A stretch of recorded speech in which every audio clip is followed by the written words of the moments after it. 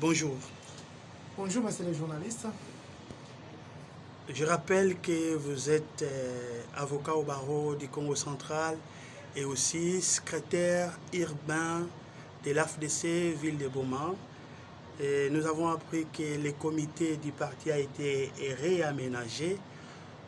Parlez-nous-en. Merci beaucoup, monsieur le journaliste. Je voudrais préciser, j'interviens en tant que secrétaire exécutif urbain à titre provisoire de la ville de Boma et non en tant qu'avocat ici. Vous savez, lorsqu'on parle de Maître Daniel, l'étiquette Maître nous colle, mais ici je n'interviens pas comme avocat, mais j'interviens comme membre de l'AFDC.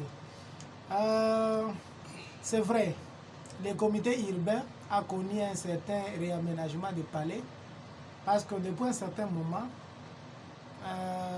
depuis les élections, n'est-ce pas, de son excellence, monsieur le gouverneur Guy Badou et son vice, son excellence Grace Bilolo, notre président urbain, le docteur Blaise Mwangi, a été nommé à Matadi.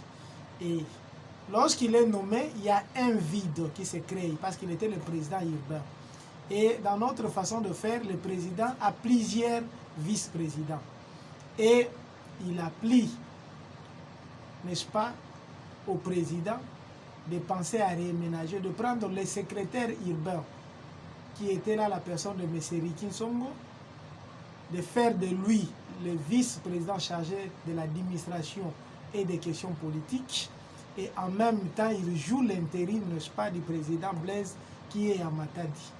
Et dans la façon de faire, compte tenu des compétences, de la loyauté, de l'humilité de chacun de nous, il a appelé, n'est-ce pas, au président Dr Blaise Mwangi de me proposer comme secrétaire exécutif urbain en remplacement de M.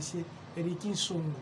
Et c'est comme ça que depuis la semaine passée, le samedi de la semaine passée, j'ai été nommé et même notifié comme secrétaire exécutif urbain de l'AFDC. Pour le moment, les choses évoluent bien. Très bien. Et d'ailleurs, tout à l'heure, je vais participer à une réunion restreinte avec tous les nouveaux nominés pour lever les options, les stratégies, comment, n'est-ce pas, mener les partis et continuer l'implantation du parti dans toutes les avenues et faire parler les partis. Parce que chacun de nous doit venir, n'est-ce pas, avec sa marque déposée. Et tout c'est pour le bonheur de l'AFDC. Voilà, vous êtes un cadre de l'AFDC. Comment est-ce que votre parti se prépare par rapport aux élections de 2023? La vision de l'AFDC. D'abord, il faut le dire, la santé politique du parti est vraiment au zénith et nous nous préparons. Comme vous le savez, la ville de Boma avait raté les élections de 2018. C'est-à-dire que nous n'avons pas d'élit national et nous n'avons pas d'élit provincial. C'est comme ça que nous nous sommes donné un défi, n'est-ce pas, en 2023. Si on arrive à échouer, nous aurons 2 sièges, c'est-à-dire un au niveau national, un au niveau provincial. Mais pour nous, l'idée est de faire 4 sièges, c'est-à-dire 2 au niveau national, 2 au niveau provincial. Et pour ce faire, il y a des stratégies qui sont mises en place. C'est-à-dire que la grande ville de Boma, qui comporte 3 communes, nous allons créer, ça sont les communes administratives, nous allons créer des communes politiques. Et dans une commune, nous pouvons avoir plusieurs communes politiques. Le temps pour nous de rapprocher, n'est-ce pas, la vision de l'AFDC à tous les Banaboma. Parce que nous pensons que le message de l'AFDC doit être prêché comme la bonne nouvelle. Nous devons faire des campagnes, n'est-ce pas, de vulgarisation et d'adhésion de membres dans l'AFDC. Parce que nous pensons qu'avec la politique, l'autorité morale, le professeur Modeste Bahati, président du Sénat, avec sa façon de faire, avec son expérience, que si aujourd'hui on donne la chance d'avoir plusieurs députés, plusieurs choses peuvent changer. Parce que nous savons qu'avec sa présence sur l'échiquier politique national et que nous avons nos députés à nous et qui va avec le cahier de charges de Banaboma, avec les plaidoyers de l'autorité morale, nous pouvons gagner beaucoup de choses. Parce que parfois, ce que nous connaissons comme difficulté dans la ville de Boma, parce que nous manquons des interlocuteurs valables entre la ville ou la province et le pouvoir central. Très bien. Quel est le message que vous pouvez lancer à l'endroit de tous ceux-là qui veulent s'adhérer à l'AFDC?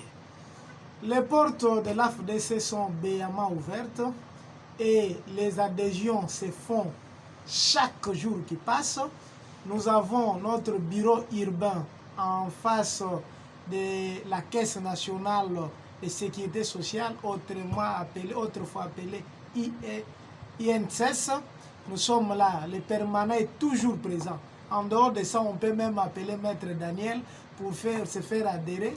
Je peux même donner mon numéro ici parce que nous recevons des gens qui ne savent pas comment adhérer à l'AFDC et pourtant nous sommes là.